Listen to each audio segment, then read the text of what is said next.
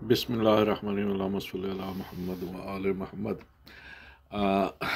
किताब दो कुरान ग़ुलाम जिलानी बर्क साहब की लिखी हुई है, और इसको जहाँ से लास्ट टाइम में मैंने छोड़ा था वहीं से कंटिन्यू कर रहा हूँ मैं। और बार बार सच्ची बात ये है कि बार बार कहने को दिल करता है, और बार बार जो है ना, और क्या दोहराने को दिल करता है कि मैं तो 3 आयत का अमूमन जिक्र करता रहता हूँ। पहली आयत करीमा है वलन ताजिद लिसुन्नतिल्लाहि तब्दीला, अल्लाह के इस कानून, अल्लाह के असूल, अल्लाह की आदत कभी किसी के लिए नहीं बदलती। दूसरी आयत करीमा है लैसल इंसाना इल्ला मा सा, अल्लाह ताला जो जिसकी कोशिश करता है उसको वही कुछ मिलता है। और तीसरे नबादशाह रब्बिकल शदीद, तेरे रब की पकड़ बहुत सख्त है। और यकीन कीजिए कि अगर इन आयत को सही मानों में हम समझ लें और इनको ऊपर अमल कर पैरा हो जाए तो कोई वजह नहीं कि अपने वतन अजीज़ में जितनी भी बुराइयां और जितनी भी जो है बदअमनी और बदचलनी है, ये सब के सब जो है वो ख़त्म हो जाए। खैर, लिखते हैं ये अमर काबिल गौर है कि कुरान हकीम में फ़िक़ही आयात यानी फ़िक़ही आयात अमूमन यस अलुना के जवाब में मिलती हैं। मसलन यस अलुना का अनिल खमरी वल मैसरी, या यस अलुना का माज़ा युनफ़िक़ून, सूरह बकरा आयत नंबर 319 वगैरह। और मुख्तलिफ़ कायनात पर निहायत ताकीदी अवामिर नाजिल हुए जिनसे एराज़ की सज़ा कौमियों मिली हलाकत है। हज़रत उज़ैर अलैहिस्सलाम बैतुल मक़दस के पास से गुज़रते हैं जिसे बख्त नसर तबाह कर चुका था, और सोचते हैं कि क्या इस हलाक शुदा बस्ती का अहयाए सानी मुमकिन है।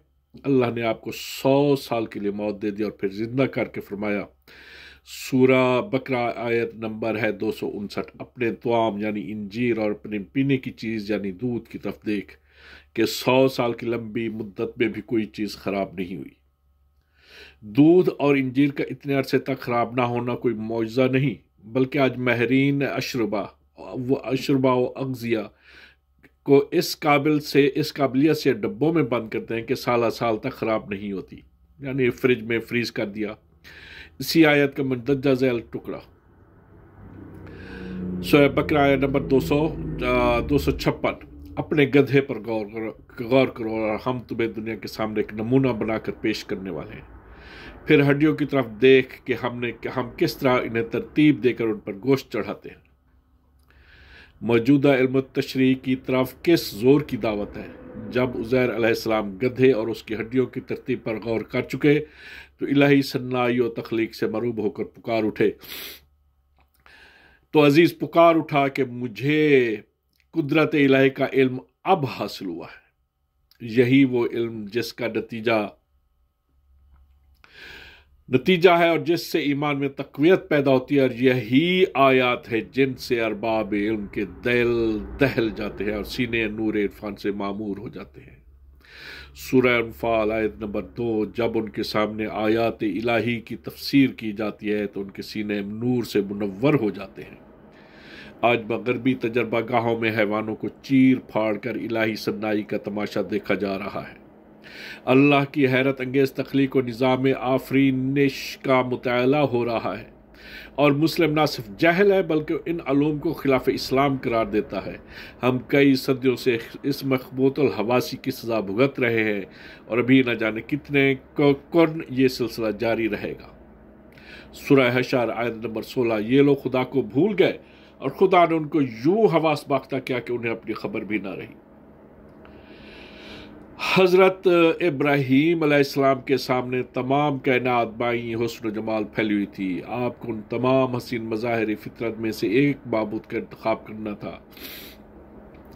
आपकी अर्श रस निगाह आसमान के नूरी खिलौनों को चीर कर बदियुस समावात वल अर्श तक जा पहुंची, और आपने ये रूह अफ़ज़ा ऐलान फरमाया।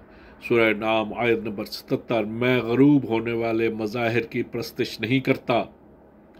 ये थी पहली इब्तलाए खलील, इसके बाद तहकीक का दर्जा आता है। इब्राहीम तकलीद से मुतनफ़िर थे, इसीलिए फरमाया सूरह बकरा आयत नंबर 260, ए रब मुझे अहयाए अमवात का मंजर दिखला। चुनाचे 4 ज़िबाशुदा پرندے ابراہیم کی آنکھوں کے سامنے 2 بار زندہ کیے گئے، اور یہ تھی دوسری ابتلاء خلیل۔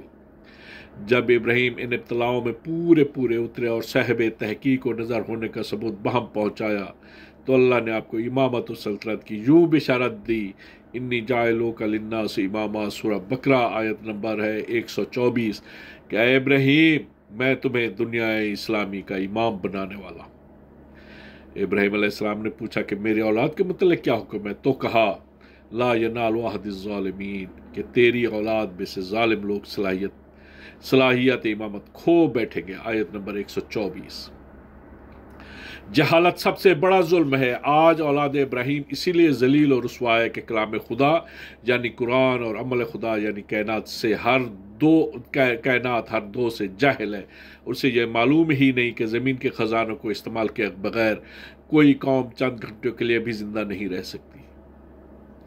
قرآن حکیم میں بار بار حکم دیا گیا ہے زمین و آسمان پر نظر ڈالو، سورہ یونس آیت نمبر 100۔ آؤ دیکھیں کہ نظر کے معنی لغت میں کیا ہے۔ نظر دیکھنا، غور کرنا، معائنہ کرنا، سوچنا۔ تو گویا ہمیں کائنات کو دیکھنا، اس پر سوچنا، غور کرنا، اس کے تمام پہلوؤں کا معائنہ کرنا ہے۔ سوال یہ ہے کہ اس قسم کا دیکھنا ان آنکھوں سے ہو سکتا ہے جو عوام نفی میں ہے۔ سوال یہ ہے کہ اس قسم کا دیکھنا ان آنکھوں سے ہو سکتا ہے جواب نفی میں ہے، اس لیے کہ آنکھ کا دائرہ بصارت از بس محدود ہے۔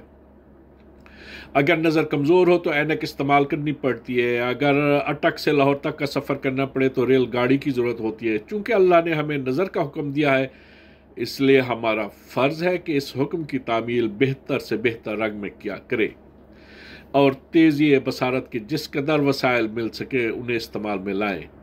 آج دنیا میں بہترین آلات بینائی ایجاد ہو چکے ہیں جن سے تخلیق کے بہت سے مخفی پہلو عریاں ہو کر سامنے آ جاتے ہیں۔ ان کے آلات کو عربی میں مظاہر اور اردو میں خوردبین یا دوربین کہا جاتا ہے۔ ایک مسلم کو حکم دیا ہے کہ وہ فریضہ صلاۃ ادا کرے۔ اب یہ مسلم کا فرض ہے کہ وہ جسم کو پاک کرے، صاف کپڑے پہنے اور مسجد تک چل کر جائے۔ یہ خدا کا فرض نہیں ہے کہ اس کے کپڑے دھوئے، اسے وضو کرائے، فرشتوں کو بھیجے کہ جاؤ میرے پیارے بندے کو اٹھا کے مسجد میں پھینکاؤ۔ بھائی نہیں، اسی طرح یہ مسلم کا فرض ہے کہ وہ کائنات کا مطالعہ و معائنہ کرنے کے لیے وسائل نظر تلاش کرے تاکہ الہی حکم کی تکمیل ہو سکے۔ جب کوئی فرد قوم کے لیے کسی پہلو میں مفید ثابت ہوتا ہے تو اس کی یادگار باقی رکھنے کے لیے امارات وغیرہ کو اس کے نام پر منسوب کر دیا جاتا ہے، جیسے سر گنگا رام ہسپتال، سر فضل حسین لائبریری، ویلز ہاسٹل اور ایمرسن کالج۔ اللہ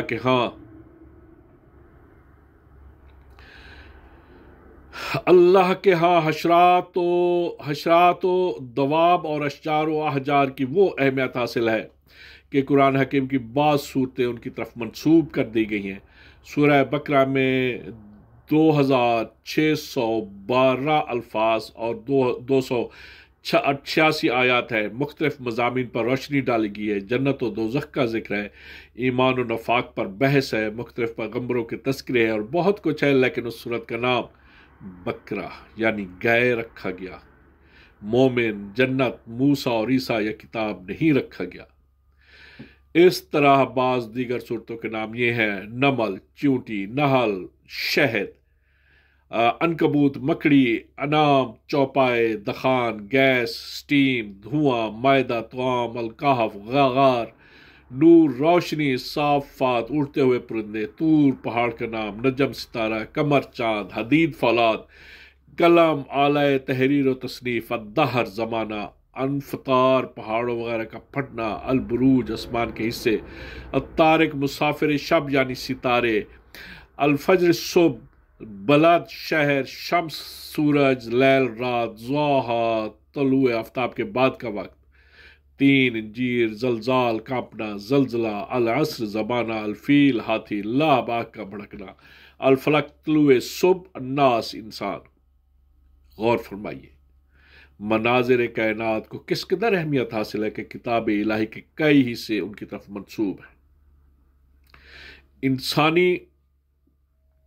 علم کا تعلق مندرجہ ذیل اشیاء سے ہو سکتا ہے: پانی سے، مثلا اشربہ و ادویہ وغیرہ تیار کرنا; زمین سے، انہار کھودنا، معاون نکالنا، طبقات الارض کی چھان بین، پیٹرول اور کوئلہ کی تلاش; ہوا سے، ہوا میں اڑنا، ہوا کا تجربہ اور ہوا کی طاقت کو استعمال کرنا; آگ سے اسٹیم تیار کرنا، انجن بنانا، آتش بار طیارے، ٹینک اور توپیں تیار کرنا; نباتات سے، تجزیہ نباتات کے بعد خواص نباتات معلوم کرنا; حیوانات سے سواری اور بار برداری کا کام لینا، اچھی نسلیں پالنا، چمڑے رنگنا، پوستین تیار کرنا، اور کعبے میں ہر سال کا لاکھ ذبح شدہ حیوانات قربانی کی بجائے کعبہ میں ہر سال کا لاکھ ذبح شدہ حیوانات قربانی کو بجائے نقصان رسا ہونے کے مفید بنانا; اجسام الناس سے علم الاعضاء، علم الطب اور تشریح الافعال وغیرہ; نفوس، علم العبادات، شاعری اور موسیقی وغیرہ. گویا کائنات کا ہر منظر عجائبات کی ایک دنیا پہلو میں لیے دبکا بیٹھا ہے، ہر ذرہ ہمیں قوت و جبروت کا ایک لازوال پیام دے رہا ہے، اور ہر پتا بقا و صلاحیت کی حیات انگیز داستان سنا رہا ہے. لیکن افسوس ہم ان آیات سے غافل ہیں. یہ لوگ مناظر کائنات سے آنکھیں بند کر کے گزر جاتے ہیں. سورہ یوسف آیت نمبر 105.